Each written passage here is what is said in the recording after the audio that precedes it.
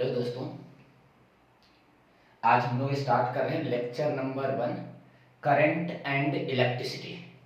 Current and electricity chapter का नाम है आपका current and electricity. Electricity study करेंगे। तो सबसे पहले शुरू करते हैं हम लोग करंट। इलेक्ट्रिक करंट क्या होता है? What is electric current? Electric current, electric current तो क्या लिखेंगे? The rate of change, the rate of change of electric charges, electric charges, rate of change of electric charge is called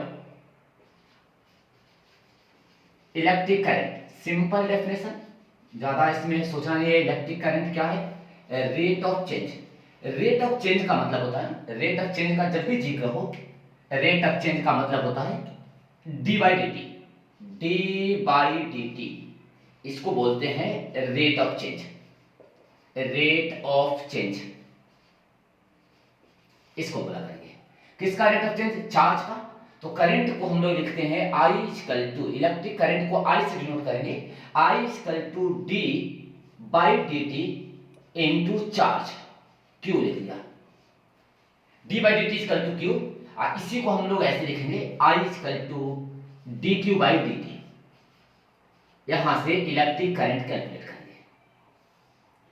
हम सब लोग को मालूम है कि इलेक्ट्रिक करंट चार्ज की यूनिट जो होगा, चार्ज की एसआई यूनिट कूलम होता है। ऑलरेडी हम पढ़ चुके हैं कूलम। और करंट का एसआई यूनिट एम्पियर। एम्पियर, अब 1 ampere equal to ampere, A M P लिखेंगे, that equal to 1 coulomb per second. मतलब 1 coulomb charge per second cross करेगा किसी कंडक्टर से तो उसे 1 एम्पियर चार्ज बोलेंगे। जैसे देखो, यहां मान लेता हूं कि ये मेरा कंडक्टर है ना, कंडक्टर ऐसा है, इस कंडक्टर से चार्ज निकल रहा है ना, तो 1 कूलम चार्ज, इस कंडक्टर से 1 कूलम चार्ज, अगर ऐसा क्यों, इफ 1 कूलम चार्ज यहां से पास करे, चार्ज पास करे कितने समय में? इन 1 सेकेंड।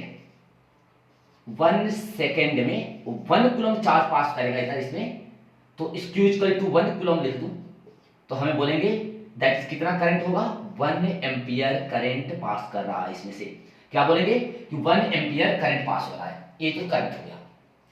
ये जो करंट निकालने का फॉर्मूला है D Q by D T, इसको 3 कैटेगरी में डिवाइड कर लेंगे।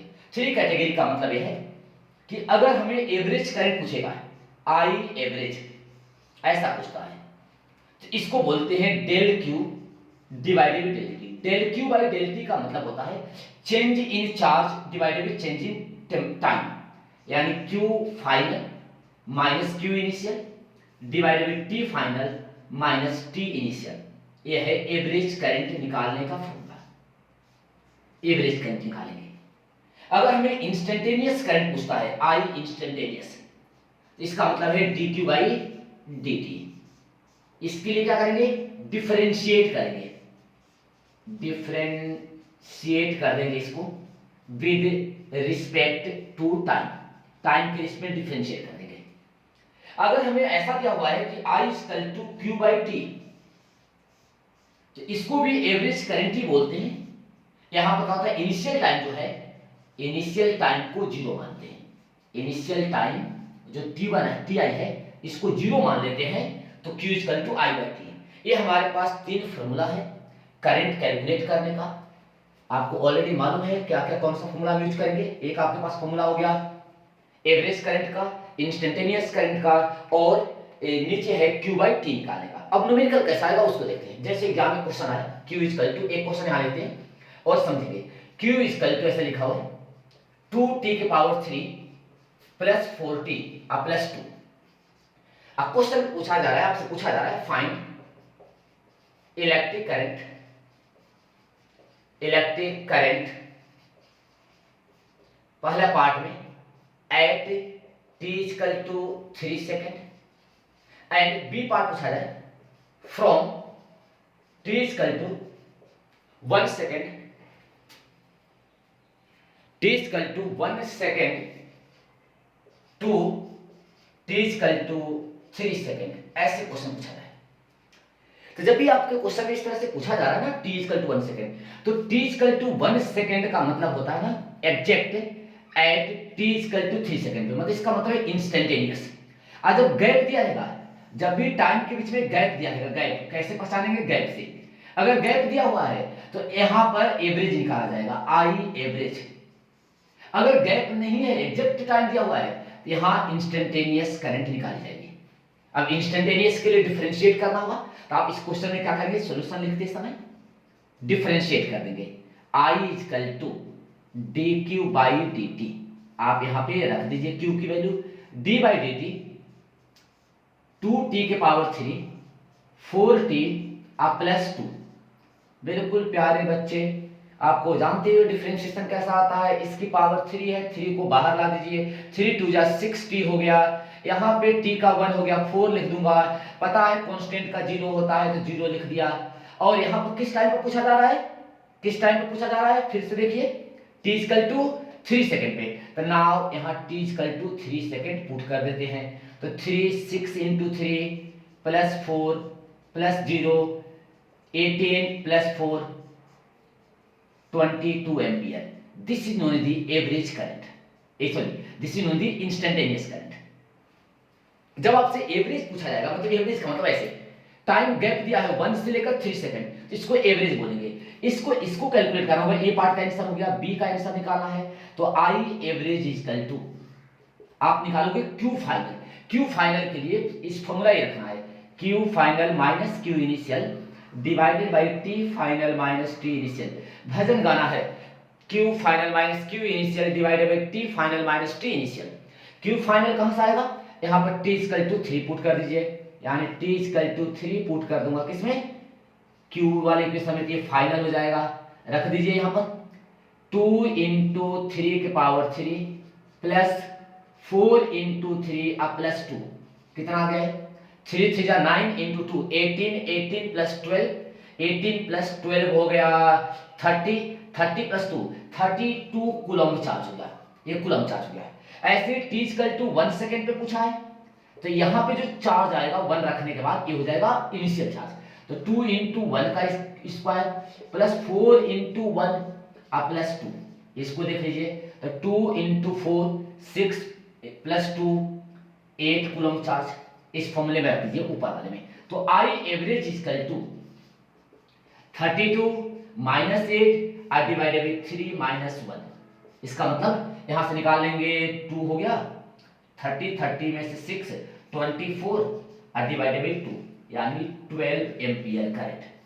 तो आपको इस समझ में आ गया कि हम एवरेज कैसे निकालेंगे, इंस्टेंटेनियस कैसे निकालेंगे। इसी तरह से बहुत सारे क्वेश्चन दिए रहेंगे, आप उससे सॉल्व कर लेना। मैं आपको सिर्फ एक क्वेश्चन इसमें से करा रहा हूं कि इस टाइप के क्वेश्चन आएगा तो कैसे एवरेज इंस्टेंटेनियस निकालेंगे। तो नोट डाउन कर लीजिए, चलते हैं आगे। इसको मैं इसको इरेज करता हूं।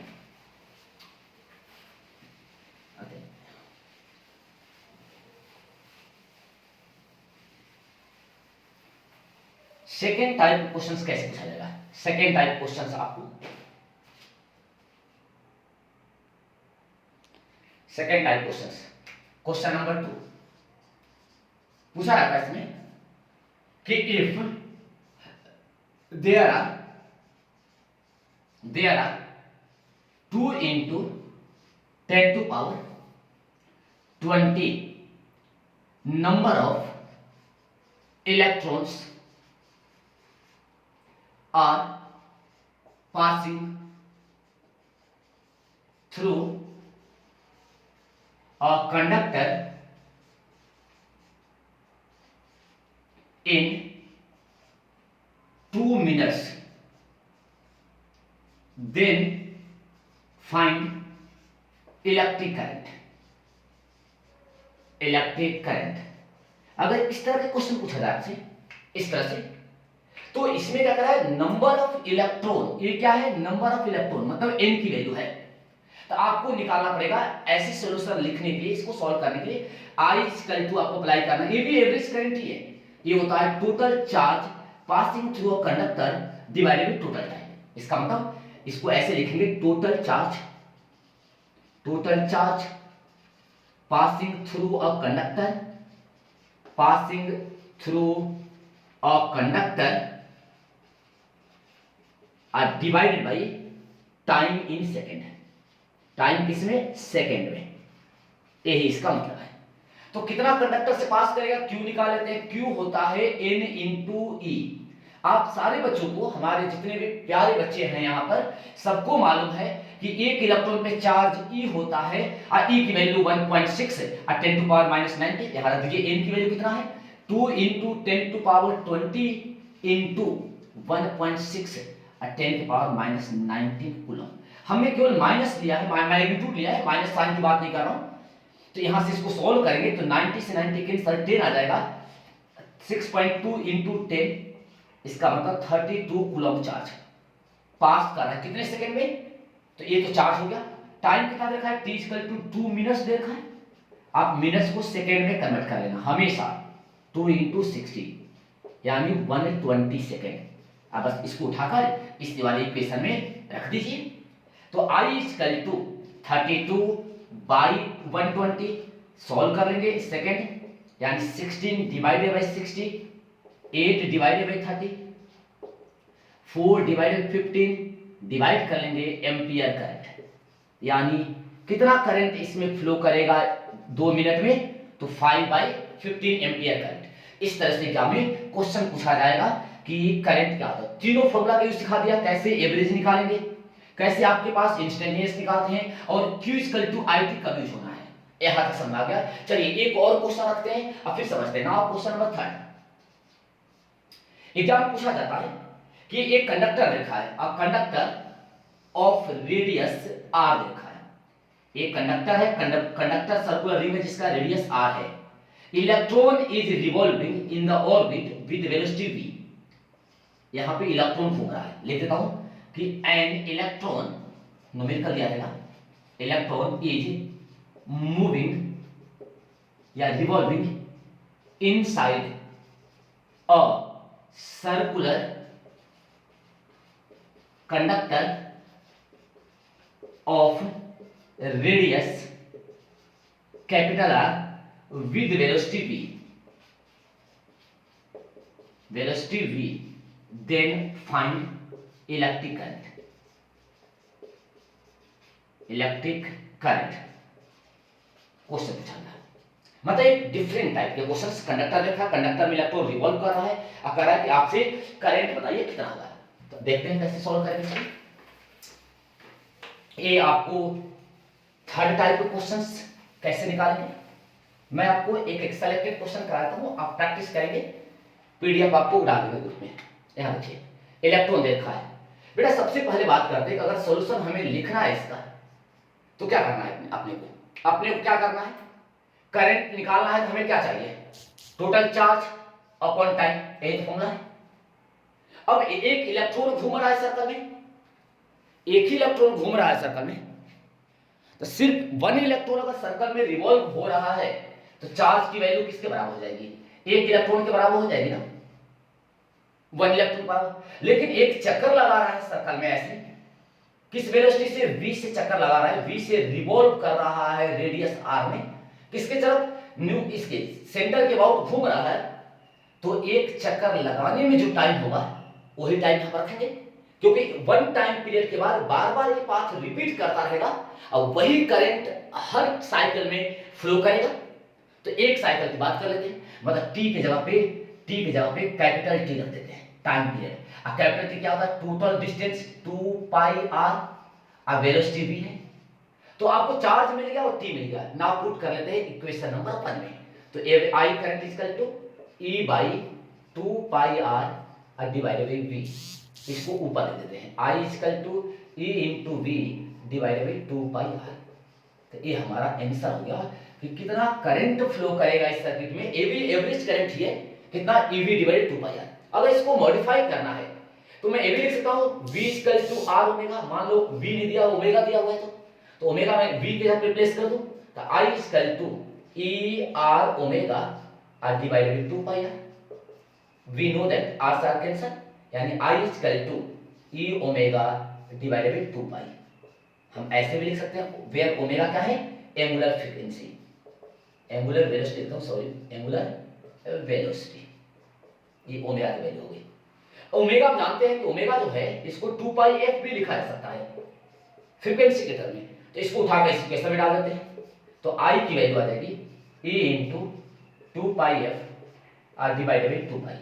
नाउ 2 पाई से 2 पाई कैंसिल कर देते हैं, I equal to e into f, where f is the frequency of electron revolving. F क्या है, फ्रीक्वेंसी ऑफ रिवॉल्यूशन,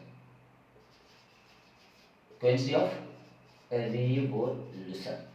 यानी ऐसे क्वेश्चन में एक साइकिल का टाइम निकालेंगे और सॉल्व कर लेंगे, तो ये हमारे पास करंट की इंफॉर्मेशन होगी। करंट कैसे निकालेंगे, करंट होता क्या है, करंट के फॉर्मूले क्या है, और करंट की एसआई यूनिट क्या है, डायमेंशन फॉर्मूला पता है, ये फंडामेंटल क्वांटिटी है, तो और न्यूमेरिकल किस तरह से आएंगे आप नोट डाउन कर लीजिए।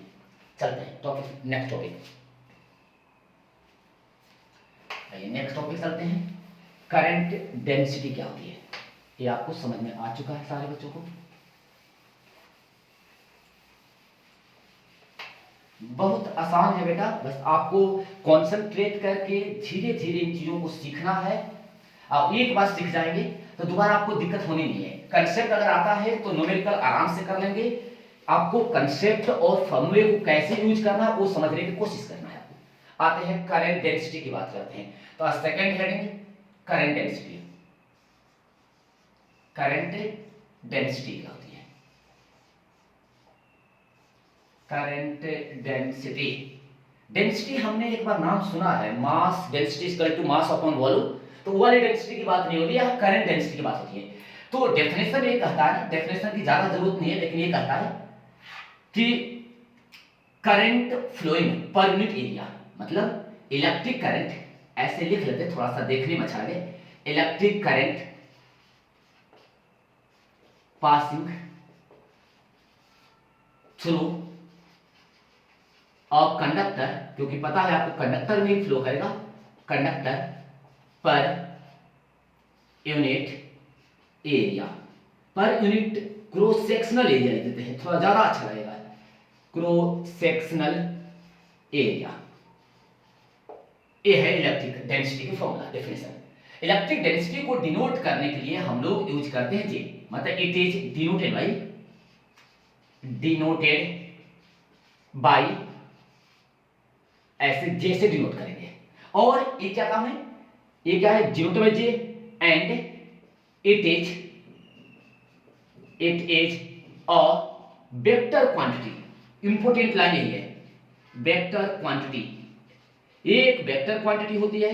अब वेक्टर क्वांटिटी है जिसका डायरेक्शन होगा, इसका डायरेक्शन किधर होगा, तो direction of current density is in the direction of current. किस डायरेक्शन होगा, जिस डायरेक्शन में करंट फ्लो होगा उसी डायरेक्शन में इसकी डेंसिटी होगी, मतलब in the direction of current, direction is in the direction of flow of electric current, electric current. ये तो आपका मेन पॉइंट हो गया। अब इसको समझते हैं, कैसे समझते हैं, समझने की कोशिश करते हैं। करंट डेंसिटी होता क्या है बेटा, ऐसे मान लेते हैं कि मान ले मेरे पास एक कंडक्टर है ना, छोटा सा प्यारा सा एक कंडक्टर ले लिया मैंने, जिसमें करंट फ्लो कराना है। कंडक्टर, ये कंडक्टर की लेंथ है और इसको बोल दिया कंडक्टर का एरिया, ये कंडक्टर का एरिया है, क्रॉस सेक्शनल एरिया ए मान लेते हैं। अब इसमें से करंट इंटर कर रहा है, इस तरह से करंट इसमें इंटर कर रहा है, यहां से करंट इंटर करेगा, टोटल करंट जो है जितना इंटर कर रहा है उसको हमने आई मान लिया कि आई करंट इंटर हो रहा है इसमें। तो आई करंट इंटर होगा तो आई करंट यहां से निकलेगा भी इसी डायरेक्शन से, ऐसा एज्यूम कर लेते हैं, यहां से भी आई करंट बाहर निकलेगा। अब तो करंट निकलने का मतलब है कि इस एरिया से करंट आई निकल रहा है, एरिया ये है, तो यहां पे करंट डेंसिटी कितनी होगी, इसको हम लिखते हैं J इक्वल टू कितना करंट पास हो रहा है, आई अपॉन एरिया क्या है इसका, एरिया। तो current density I upon A हो गया, एक फार्मूला बन गया J equal to I upon A. Unit क्या हो जाएगी इसकी करंट का एम्पियर पर मीटर स्क्वायर, ये इसकी यूनिट हो गई। कोई इसका डायमेंशन फार्मूला पूछ ले तो आपको पता है एम्पियर का आई लिख जाए, ए लिख जाए, ए इंटू एल के पावर -2, मीटर का होता है -2, तो m0 एल के पावर ए इंटू एल के पावर -2, ये इसका डायमेंशन फार्मूला हो गया और इसकी यूनिट हो गई। दिस वन इज क्या है यूनिट जे का, और ये है इसका डायमेंशन फार्मूला। दो चीज तो बेसिक समझ गए। अब एक बात समझते हैं कि मान ले कि ये जो एरिया है वो एरिया कौन सा होना चाहिए। तो इंपॉर्टेंट लाइन ये है जो एरिया हम रख रहे हैं, स्टार लगा देता हूं, स्टार एरिया पे ज्यादा फोकस करना है, एरिया के बारे में ज्यादा फोकस करना है, क्वेश्चन में देखेंगे। ये जो एरिया हम रखते हैं ये हमेशा क्या होता है परपेंडिकुलर एरिया, परपेंडिकुलर एरिया। किसका परपेंडिकुलर, परपेंडिकुलर तो बोल दिया हमने, लेकिन किसके परपेंडिकुलर होगा, करंट के परपेंडिकुलर। तो perpendicular area to with respect to, with respect ज्यादा लिखते हैं, विद रिस्पेक्ट टू करंट, मतलब करंट के परपेंडिकुलर एरिया रखना जरूरी होता है। अगर आप परपेंडिकुलर नहीं रखोगे तो आप गलत कर रहे हो कहीं पे, यानी करंट के परपेंडिकुलर एरिया। चलिए इसी बात को हम ऐसे समझते हैं, ऐसे समझते हैं। मान लो कि हमारे पास एक कंडक्टर ऐसा है, ऐसा मान लेता हूं, एक कंडक्टर ऐसा है, इसको इस तरह से मान लेते हैं थोड़ा समझने के लिए। इस तरह से कंडक्टर है, ऐसा ऐसा कंडक्टर है, इसका ए डायरेक्शन मैं नहीं दिखाता हूं, ऐसे दिखा दिया, ठीक है। कंडक्टर है, ए इसका एरिया हो गया, एरिया ऐसे, और इसमें करंट ऐसे फ्लो हो रहा है, तो छोटा कर लेता हूं उसको, इसमें करंट ऐसे फ्लो हो रहा है, लीजिए एक करंट ऐसे फ्लो हो रहा है, ये करंट इस तरह से जा रहा है, और टोटल करंट में आई मान लेता हूं, आई करंट जा रहा है। अब आपसे पूछा है बताओ इसका क्रॉस सेक्शनल एरिया मेरे मालूम है, ये वाला एरिया क्रॉस सेक्शनल एरिया इसका ए मालूम है, इसका है, तो बताइए करंट डेंसिटी कितनी हो जाएगी, करंट डेंसिटी कितनी, एक कंडक्टर है ना, ऐसा कंडक्टर है, डायग्राम दिखा रहा हूं, ऐसा एक कंडक्टर है, थोड़ा सा क्रॉस सेक्शन दिखा रहा हूं, और करंट इस तरह से निकल रहा है, तो बताओ करंट डेंसिटी कितनी होगी यहां से। तो आपको मालूम है कि अगर करंट ऐसे निकला तो एरिया का एरिया वेक्टर कितना होगा, इसका एरिया वेक्टर मेरे को मालूम है ना कि एरिया वेक्टर हमेशा प्लेन के परपेंडिकुलर होता है, तो ये इसका एरिया वेक्टर हो गया। ये करंट है, इन दोनों के बीच के एंगल को हम थीटा मान लेते हैं ऐसे। तो अब आपको ए से डिवाइड करने से नहीं मिलेगा, इस ए का दो कंपोनेंट होगा, दो कंपोनेंट लिखेंगे, ए इसके एक इस करंट के परपेंडिकुलर, एक करंट के अलावा। तो जब इसको रिजॉल्व करेंगे तो हमें ऐसा कुछ मिलेगा, रिजॉल्व करने के बाद एक मिलेगा ऐसा एरिया, ऐसा एरिया मिलेगा, जान समझिए प्यार से। करंट तो ऐसे ही जा रहा है, करंट आई जा रहा है, और एक एरिया ऐसा मिलेगा, डॉटेड लाइन दिखा देता हूं, आप इसको ऐसे समझ लीजिए, एक एरिया ऐसा, मतलब इसी के इस एरिया का दो कंपोनेंट होगा, एक इसके परपेंडिकुलर, एक इसके अलोंग। ये वाला कौन सा है, एरिया परपेंडिकुलर वाला है करंट का, और ये वाला एरिया कौन सा होगा, एरिया पैरेलल वाला, करंट के पैरेलल। अब इसकी वैल्यू कितनी होगी, तो ए cos थीटा ये आ जाएगा, ए cos थीटा, और ये आ जाएगा ए sin थीटा। तो हमें करंट डेंसिटी निकालना है, तो इस एरिया की कोई रिक्वायरमेंट नहीं है, इसका कोई रिक्वायरमेंट नहीं, ये रॉन्ग हो गया हमारे लिए। हमारे लिए इंपॉर्टेंट ये वाला एरिया है, ये हमारे लिए इंपॉर्टेंट है, यहां लिख देता हूं इंपॉर्टेंट, इंपॉर्टेंट है क्योंकि ये एरिया इस करंट के परपेंडिकुलर लाई कर रहा है। तब आंसर क्या हो जाएगा करंट डेंसिटी के लिए, तो J equal to current density J equal to I upon area perpendicular वाला A cos थीटा, ये आपका A cos थीटा का फॉर्मूला बन गया, J equal to A cos theta. जब इंक्लाइन दिया रहेगा तो आपको ऐसे यूज करना है, इसका cos मल्टीप्लाई कर दूं तो J A cos theta equal to I पता है आपको J vector quantity, area vector quantity, cos theta. तो हमने पढ़ा था वेक्टर में कि दो वेक्टर का डॉट प्रोडक्ट हो a b cos थीटा, तो उसे हम डॉट प्रोडक्ट में कन्वर्ट कर लेते हैं। मतलब इसको ऐसे भी लिख सकता हूं J vector a is equal to I। तो अगर वेक्टर में दिया हुआ है तो ऐसा यूज करेंगे J dot a is equal to I, नहीं दिया हुआ तो J मैग्नीट्यूड में J is equal to a by I। इस तरह से हम लोग न्यूमेरिकल सॉल्व करेंगे। अगर वेरिएबल होगा, अगर J की वैल्यू वेरिएबल है, JE वाले अगर पूछ लेते हैं कि वेरिएबल में दे रखा है तो क्या करेंगे, तो नोट यहां लिख देते हैं कि अगर वेरिएबल दिया रहेगा तो क्या करेंगे, इंटीग्रेशन करना होता है जे डॉट डी एस या डी ए इजिकल टू आई, यहाँ पर इसको इंटीग्रेट कर देंगे। तो वेरिएबल दिया हुआ है जब जे की वैल्यू, मतलब जे क्या है, वेरिएबल है, कांस्टेंट नहीं है, जे इज वेरिएबल मतलब फंक्शन दे रखा है किसी का, वेरिएबल है, हम क्या करेंगे, इंटीग्रेट कर लेंगे। तो करंट डेंसिटी निकालने का कितने फॉर्मूला है, अगर एरिया परपेंडिकुलर है तो आई बाई ए कर देना है, एरिया अगर करंट के इंक्लाइंड है तो आपको I divided by A cos theta करना है, अगर आपको वेक्टर में दिया हुआ है तो जे डॉट ए करना है, अगर आप अगर वेरिएबल दिया हुआ है तो जे डॉट ds करके इंटीग्रेट करना है। ये है करंट डेंसिटी की पूरी कहानी। चलिए न्यूमेरिकल स्टार्ट करते हैं, इस पे आप नोट डाउन कर लीजिए, न्यूमेरिकल स्टार्ट करते हैं, न्यूमेरिकल स्टार्ट करते हैं। इस पे थ्योरी आपको समझ में आ चुका है, दो टॉपिक हम लोग कवर कर लिए, करंट क्या होगा, इलेक्ट्रिक करंट क्या होगा और करंट डेंसिटी क्या होती है, करंट डेंसिटी का मतलब क्या है और कैसे कैलकुलेट करेंगे हम लोग। आते हैं एक बेहतरीन एग्जांपल लेते हैं समझने के लिए करंट डेंसिटी को, अब फिर हम लोग आगे चलेंगे मैकेनिज्म से लेके। आइए यहां देखते हैं, जैसे बेटा क्वेश्चन पूछा जाए एग्जाम में क्वेश्चंस आते हैं या दिया आता कहीं पेपर में, इस तरह से हमारे पास एक क्यूबाइड टाइप के ना शेप देखा है, क्यूबाइड टाइप के ऐसा शेप देखा है, ऐसे मान लेते हैं ये हमारे पास कोई शेप दे रखा है ना, इस तरह से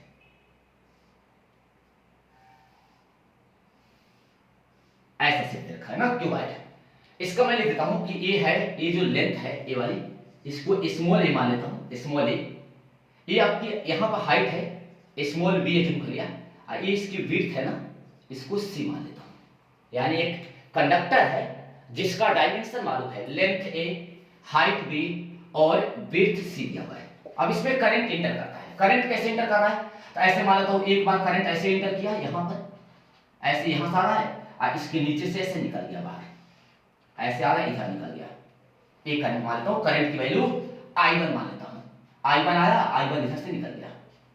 सेकेंड पार्ट क्वेश्चन पूछता हूं कि करंट ऐसे इंटर करे यहां से, इस तरह से ऐसे इंटर कर देंगे, यहां पर क्वेश्चन समझ में आपको आ रहा होगा, यहां से इंटर करते हैं और इस साइड से इस एरिया से बाहर निकल जाए, ऐसे बाहर निकल गए यहां से, इस करंट को I2 मान लेता हूं, I2 इंटर किया और I2 बाहर निकल गया। एक 3D में ऐसे इंटर करें, ऐसे इंटर किया यहां से I3 इंटर किया और इधर से बाहर I3 निकल जाए, I3 बाहर निकल रहा है, कह रहा है करंट डेंसिटी बताओ तीनों के लिए, I1 I2 I3 के लिए करंट डेंसिटी। तो जब भी इस तरह के क्वेश्चंस पूछे जाएंगे तो हमें क्या करना है, हमें देख करंट I1 आ रहा है तो I1 किस एरिया से निकल रहा है, ये एरिया हम मार्क कर लेंगे, इसी एरिया से करंट इंटर कर रहा है ना, इस एरिया पे, तो सिर्फ हमें इस एरिया से ही डिवाइड करना होगा जिसको हमने डार्क किया है, बार बार डार्क किया समझ में आ जाएगा।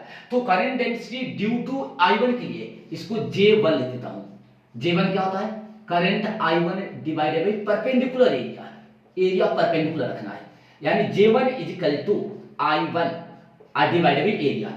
तो इसका इस रेक्टेंगल का एरिया कितना, लेंथ ए है, इसका लेंथ ए देखा है और ये जो विड्थ है ये सी देखा है, तो ए इंटू सी रेक्टेंगल का area A C, A answer हो गया इसका जे का। ऐसे J2 पूछा है, ये पहले का आंसर हो गया। J2 पूछा गया कि J2 कितना हो जाएगा, करंट I2 डिवाइडेड एरिया वाला जहां से निकल रहा है, ये वाला एरिया, यहां का एरिया लीजिए या इस साइड का एरिया लीजिए, एरिया कितना है, ये हो गया हमारे पास C और ये हाइट है B, तो C इंटू यहां पे भी एरिया परपेंडिकुलर रखना है, करंट के परपेंडिकुलर, यानी यहां रखूंगा J2 equal to current density J2 I2 upon area B into C, ये सेकंड आंसर होगा। और थर्ड आंसर 3D में पूछा है J3 कितना होगा, तो J3 equal to I3 divided by area perpendicular, उस शेप के लिए परपेंडिकुलर एरिया J3 इससे निकल रहा है, मतलब इस एरिया से, ये आपको दिख रहा होगा ये वाला एरिया, ये जिसको मैंने ऐसे डार्क कर रहा हूं समझाने के लिए आपको कि ये वाला एरिया रिस्पांसिबल है, एरिया कितना A इंटू B, तो now divided by I3 divided bye A into B, ये हो गया J3।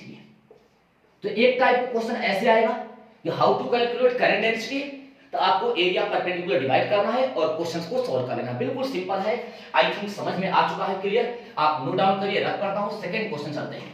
चलिए क्वेश्चन सेकंड क्वेश्चन नंबर 2। ऐसे क्वेश्चन एग्जाम में आ जाए कि एक हमारे पास से इस तरह का सिलेंडर है, कॉन्सेंट्रिक सिलेंडर है। कैसा? Concentric cylinder. ऐसा कॉन्सेंट्रिक सिलेंडर देखा है, हॉलो कॉन्सेंट्रिक सिलेंडर। मतलब एक कंडक्टर है, ऐसा एक कंडक्टर है, अब बीच में खाली है, हॉलो है, ऐसा समझिए। एक कंडक्टर देखा है, ऐसा आपको समझ में डायग्राम से आ गया होगा। ये आपका सिलेंडर है जिसका ए रेडियस, इनर रेडियस जो है स्मॉल ए दे रखा है, आउटर रेडियस जो है स्मॉल बी दे रखा है, ऐसा रखा है। इसमें करंट इंटर कर रहा है आज। करंट कितना पास हो रहा है? I current is passing through a concentric hollow conductor. I current, I equal to, मैं लिख देता हूं इसे, इसका ए की वैल्यू देता हूं 10 सेंटीमीटर और बी की, ए की वैल्यू 5 सेंटीमीटर और बी की वैल्यू 10 सेंटीमीटर, ऐसा लिखा हुआ है। कह रहा है आई इक्वल टू 2 इंटू 10 के power 4 ampere current is passing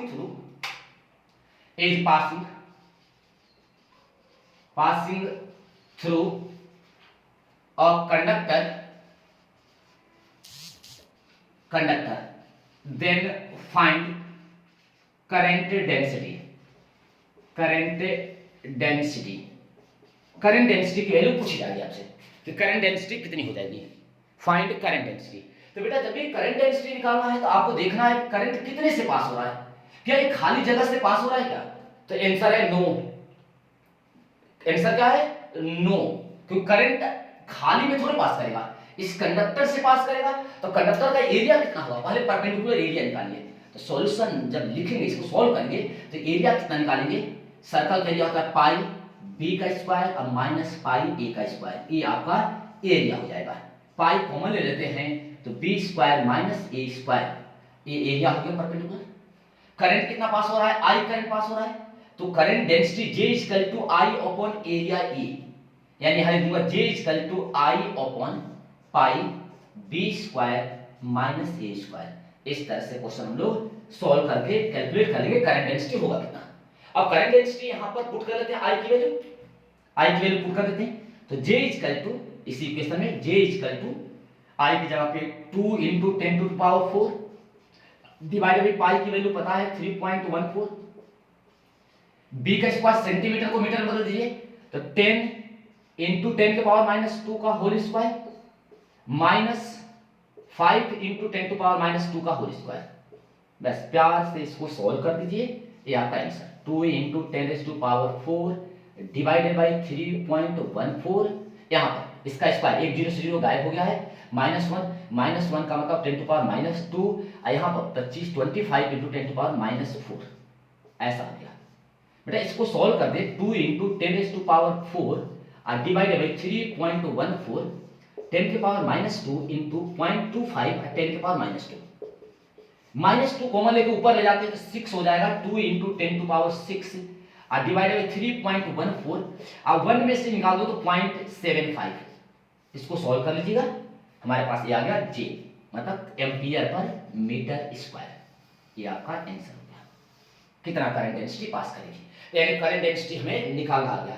एक और टाइप के क्वेश्चन से उसको समझ लेते हैं, अब फिर हम लोग चलेंगे movement of electron inside a conductor. चलिए रख कर रखा हूं उसको, आप नोट डाउन कर लीजिए। करंट डेंसिटी कितने टाइप से, कितने तरीके से पूछा जाएगा।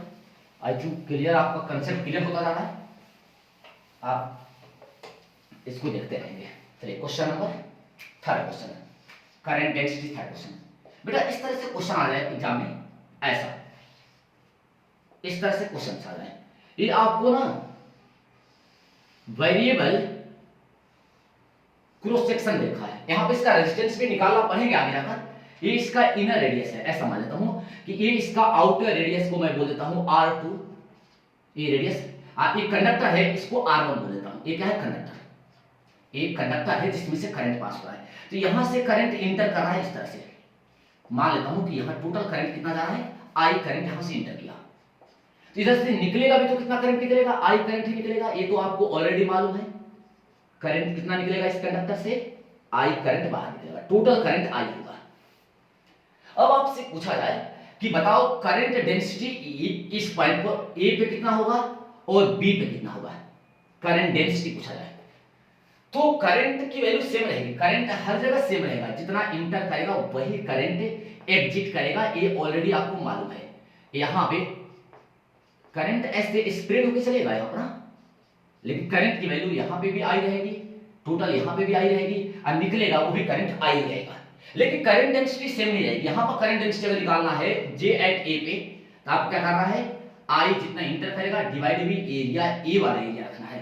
ए का एरिया कितना, आई डिवाइडेड बाई पाई r1 का होल स्क्वायर, ये है करंट डेंसिटी ए पॉइंट पर। यहां करंट डेंसिटी पूछा जाए तो जे एट बी पॉइंट पे करंट जितना निकलेगा एरिया बी का, मतलब पाई r2 का होल स्क्वायर।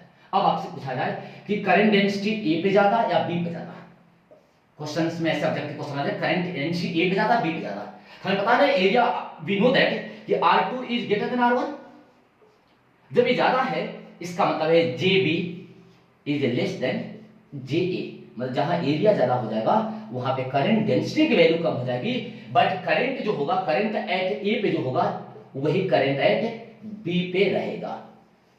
करंट की वैल्यू सेम रहेगी, इसकी वैल्यू क्या रहेगी, सेम रहेगी, हर जगह इक्वल रहेगा, लेकिन यहां पर वैल्यू चेंज होती जाती है, क्रॉस सेक्शन से चेंज हो जाएगा, याद रखना ऐसे है। चलिए करंट डेंसिटी हम लोग क्लियर समझ गए। करंट डेंसिटी बात करें, अब आते हैं बेटा हम लोग मैकेनिज्म ऑफ करंट फ्लो। चलिए यहां देखते हैं, चलिए लेक्चर नंबर 2 में कल हमें स्टार्ट करते हैं। लेक्चर नंबर 2 आप रेडी रहें लेक्चर नंबर 2 के लिए। यहां हम पढ़ेंगे मूवमेंट, बहुत इंपॉर्टेंट है, movement of electrons inside a conductor, बहुत इंपॉर्टेंट, आप इसी से इलेक्ट्रिसिटी को बहुत डेप्थ में समझेंगे। Movement of electrons inside a conductor, जिसको बोलते हैं मैकेनिज्म ऑफ करंट फ्लो, किसको, mechanism of electric current flow. Current flow मतलब एक कंडक्टर के अंदर करंट फ्लो होने का क्या मैकेनिज्म है, क्या मैकेनिज्म है, करंट कैसे फ्लो होगा, इसके बारे में जिक्र करेंगे। यहीं पे हम लोग बात करेंगे कि ड्रिफ्ट वेलोसिटी क्या होती है, ड्रिफ्ट वेलोसिटी क्या होगी, जो ओम्स लॉ V = IR पढ़ते हैं इसका ओरिजिन क्या है, चलेंगे J = सिग्मा × E कैसे आता है, ये सारी कहानी लेक्चर नंबर 2 में स्टार्ट करेंगे। तो आज के लिए इतना ही। आप इसको करंट डेंसिटी और करंट के न्यूमेरिकल्स लगाइए, प्रीवियस ईयर के जेईई मेंस के आए हुए सारे क्वेश्चंस, डाउट होता है तो आप मुझे मैसेज करें, इन्फॉर्म करें। Thank you so much for joining me.